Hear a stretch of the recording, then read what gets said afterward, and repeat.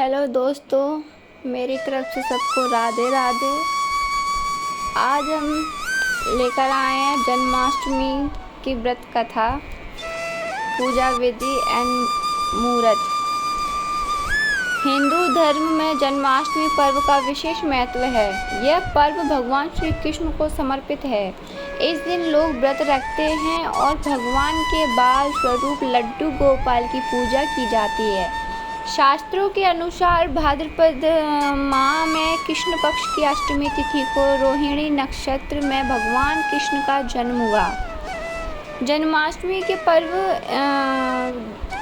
इस साल 6 और 7 सितंबर को मनाया जाएगा। जन्माष्टमी के दिन लोग बाल कृष्ण की पूजा अर्चना करते हैं।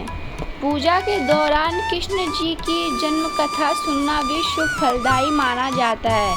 यहाँ जानिए कृष्ण जन्म की यह पौराणिक कथा। द्वापर युग में भोजवंशी राजा उग्रसेन का मथुरा में शासन हुआ करता था। वे बड़े ही दयावान राजा थे और प्रजा भी उनका काफ़ी आदर करती थी। लेकिन उनका पुत्र कंस बहुत ही अत्याचारी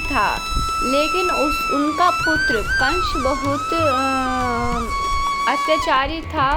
और प्रजा को आए दिन कष्ट देता रहता था। जब राजा अग्रसेन को इस बात का पता चला तो उन्होंने कंस को बहुत समझाया, लेकिन कंस ने उनकी एक न मानी और एक दिन अपने पिता का विरोध करके उनका सिंहासन छीनकर खुद गद्दी पर बैठ गया। स्वयं मथुरा का राजा बन गया। कंस की एक बहन थी देवकी, जिसका विवाह वासुदेव नामक यदुवंशी सरदार से हुआ था। कंस अपनी बहन देवकी को बहुत मानता था, साथ ही दोनों भाई बहन में बहुत प्यार था। एक दिन कंस जब अपनी बहन देवकी को ससुराल पहुंचाने जा रहा था कि तभी अचानक रास्ते में आकाशवाणी हुई, हे कंस, जिस देवकी को तू बड़े प्रेम से ले जा रहा है, इसी के गर्भ से उत्पन्न 8वां बालक तेरा वध करेगा। यह सुनकर कंस विचलित हो गया और उसके वासुदेव को मारने का प्लान बना लिया। तब देवकी ने कंस से विनती करते हुए कहा, मेरे गर्भ से जो संतान होगी उसे मैं तुम्हारे सामने ला दूंगी, तुम उसको वध कर देना, इन्हें वासुदेव को छोड़ दो।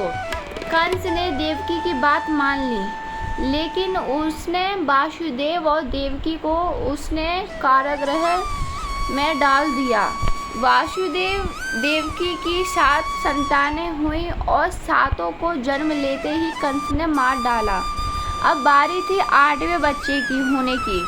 कंस ने इस दौरान कारागार में वासुदेव देवकी पर और कड़े पहरेदार बिठा दिए।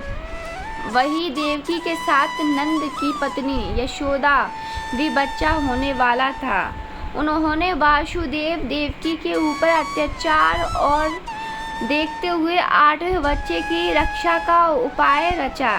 जिस समय देवकी को पुत्र पैदा हुआ, उसी समय संयोग से यशोदा के गर्भ से एक कन्या का जन्म हुआ, जो और कुछ नहीं सिर्फ माया थी। जिस कोठरी में देवकी वासुदेव को कैद किया गया था, उसमें अचानक चतुर्भुज भगवान प्रकट हुए। दोनों ने भगवान के चरण स्पर्श किए। भगवान ने देवकी वासुदेव से कहा, अब मैं पुनः नवजात शिशु का रूप धारण कर लेता हूँ। साथ ही तुम मुझे इस समय नंद जी के घर वृंदावन में ले जाओ और उनके यहाँ जिस कन्या ने जन्म लिया है उसे लाकर कंस को सौंप दो। जब भगवान से वासुदेव ने यह कहा कि इतने कड़े पहरे में यहाँ से कैसे जा सकता हूँ, तो भगवान ने कहा कि तुम चिंता ना करो, जागते हुए पहरेदार सो जाएंगे। कारागृह के दरवाजे अपने आप खुल जाएंगे और यमुना नदी तुमको पार जाने का मार्ग खुद दे देगी। तुम आराम से वृंदावन नंद जी के घर पहुंच जाओगे। की बात सुनते ही वासुदेव ने नवजात शिशु रूप श्री कृष्ण को सूप में रखा और निकल पड़े। कारागृह के सभी गेट खुल गए। इसके बाद वासुदेव यमुना पार कर नंद जी के घर पहुँचे, जहाँ उन्होंने नवजात शिशु को यशोदा के पास सुला दिया और उनकी कन्या को लेकर मथुरा आ गए। वासुदेव के आते ही कारागृह के फाटक बंद हो गए। कंस तक वासुदेव देवकी के बच्चा पैदा होने की सूचना सैनिकों ने दी। कंस तुरंग बंदी गृह पहुंचा। तभी उसने एक नवजात कन्या को देखा। उसने कन्या देवकी के हाथ से छीन ली और जैसे ही उसने उस बच्ची को धरती पर पटक देना चाहा, वैसे ही कन्या आकाश में उड़ गई और उसने कहा, अरे मूर्ख, मुझे मारने से क्या होगा? तुझे मारने वाला तो वृंदावन पहुंच चुका है और वह जल्दी ही तुझे दंड देगा। कंस ने कई बार भगवान श्री कृष्ण को मारने की कोशिश की, लेकिन वह इसमें नाकाम रहा। जब भगवान श्री कृष्ण युवा हुए तो उनका भगवान श्री कृष्ण से युद्ध हुआ और उन्होंने अपने मामा कंस का वध कर दिया। आज की वीडियो यहीं हम समाप्त करते हैं। अगर आपको हमारी वीडियो अच्छी लगी हो तो प्लीज़ हमारे चैनल को सब्सक्राइब करें। हम आपके मनोरंजन के लिए ऐसी वीडियो और लाते रहेंगे।